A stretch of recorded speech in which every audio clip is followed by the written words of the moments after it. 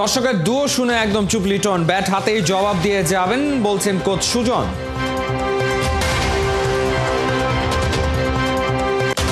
চট্টগ্রামের কাছে ভরাডুবি, নয়া কাপ্তান তাসকিনের শেষ বলের উত্তেজনা শেষে দ্বিতীয় জয় ঢাকার।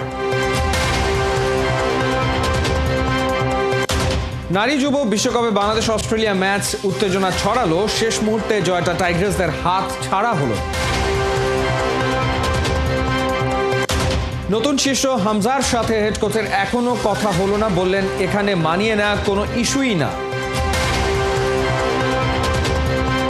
স্বাগত খেলাযোগে, আপনাদের সাথে আছি আমি ফাহিম রহমান।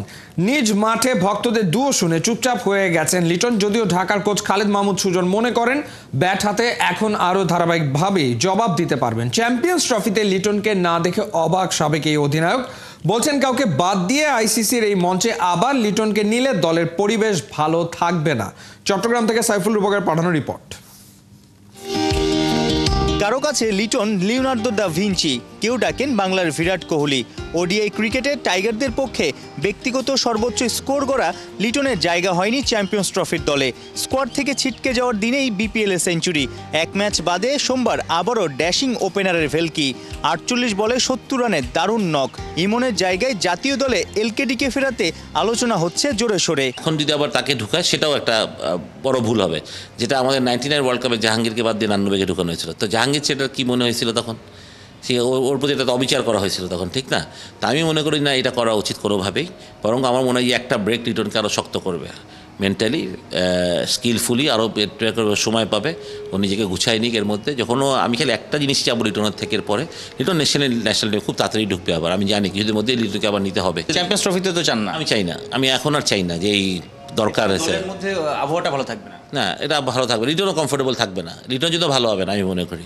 তো আমি মনে করি লিটন যখন নেক্সট টাইম বাংলাদেশ উঠবে, ও যে তোর কনসিস্টেন্সি পারফরমেন্স করে, যেটা লিটনের সবচেয়ে বড় প্রবলেম।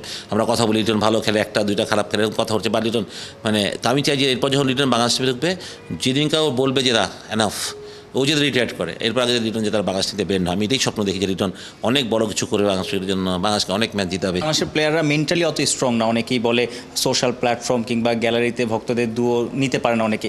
লিটন কুমার দাসের সাথে যে ইনসিডেন্টটা হয়েছে, আপনি কি কথা বলছেন তার সাথে, বা কি হয়েছে আসলে তাকে মেন্টালি স্ট্রং করার বিষয়টা ঢাকা ক্যাপিটালস কীভাবে দেখছে? ও একটু চুপচাপ হয়ে গেছে, যেটা একটা হয়তোবা ভালো কিছু হতে পারে। এই চুপচাপটা হয়তোবা ভালো দেখিয়ে দেয়া। হ্যাঁ, না চুপচাপটা ভালো এই জন্য যে হি ইজ থিঙ্কিং, ও নিজের সাথেই যুদ্ধ করতেছে আমার মনে হয়, তো এটা ভালো। ভক্তদের এমন আচরণ খুবই দুঃখজনক আসলে। আমি মনে করি যদি আপনি ভক্ত হন, ভক্ত মানে খারাপ সময়ে ভক্ত থাকবেন, গালি দিবেন, ভালো সময় ভক্ত হবেন, এই ভক্তের দরকার নেই আসলে আমি মনে করি। লিটন ভাই কোনো ব্যাপার না, আপনি ভালো পেয়ে আপনি আবার আপনি আসবেন, কষ্ট করেন, এই কথাটা বলতে পারেন না ভাই। এই ভুয়া তো এটা তো একটা মানে কী বলবো, রিক্সালাও বলতে পারে। আপনি যদি একটা শিক্ষিত দর্শক হয়ে থাকেন, তাহলে আপনি মানুষকে এনকারেজ করবেন যে ভাই কেন এটা বলতেছেন। এখানে বিপিএলে বিদেশি মানুষরা খেলতেছে না, তারা কি দেখতেছে, তাদের ন্যাশনাল একটা হিরোকে আপনি ভুয়া বলতেছেন, গালি দিতেছেন, ইজ ইট ফেয়ার? এটা কোনোভাবেই ফেয়ার না। তা আপনি না, আমরা বাঙালিরা এত খারাপ কেন, আমরা নিজেদেরকে নিজেরা গালি দিই, তা আপনি লিটন আপনার ভাইকে গালি দিচ্ছেন। সবশেষ টি-20 বিশ্বকাপের স্কোয়াডে সাইফুদ্দিন ছিলেন, যদিও শেষ মুহূর্তে সাইফের জায়গায় তানজিম সাকিবকে অন্তর্ভুক্ত করে বিসিবি। এবার লিটন ভক্তরাও অমন কিছুর আশাতেই দিন কাটাচ্ছে। সাইফুল রূপক, 71, চট্টগ্রাম। বিপিএল এর চলতি আসরে প্রথমবার ক্যাপ্টেন্সি নিয়ে নেমে বড় ধাক্কা খেলেন তাসকিন আহমেদ। চিটাগং কিংসের বিপক্ষে তারা হেরেছে 111 রানের বড় ব্যবধানে। প্রথমে ব্যাট করতে নেমে 8 উইকেটে 191 রান স্কোরবোর্ডে জমা করে চিটাগং কিংস। কোনো প্রতিরোধী গড়তে না পারা রাজশাহী থামে মাত্র 80 রানে। খালিদ জামিলের রিপোর্টে বিস্তারিত। শীতের সন্ধ্যায় বড় ফ্যাক্টর ডিউ। চলতি বিপিএলে প্রথম টস করতে নেমে ক্যাপ্টেন তাসকিন নিজের দল রাজশাহীকে করতে চাইলেন রেস্কিউ। কয়েন টসে জিতে চিটাগংকে আগে ব্যাটিংয়ে পাঠালেন। বোলিং লাইন শক্ত সামর্থ্য নয়, তবুও চ্যালেঞ্জটা নিলেন। সুপার পারফর্মার উসমান খানকে 7 রানেই স্বীকার করলেন জিসান। চিটাগংয়ের ওপেনিং পার্টনারশিপের সেখানেই অবসান। কিন্তু গ্রাহাম ক্লার্ককে সাথে নিয়ে নাইম ইসলাম গড়লেন বাধার দেয়াল। দ্বিতীয় উইকেট জুটিতে ওদের 51 বলে 84 রান। দুই টপ অর্ডার ব্যাটারের কাছে একের পর এক 4 ছক্কা খেয়ে বোলারদের অবস্থা ত্রাহি মধুসূদন। হাফ ছেড়ে বাঁচা গেল কারণ মোহর শেখ স্পট অন।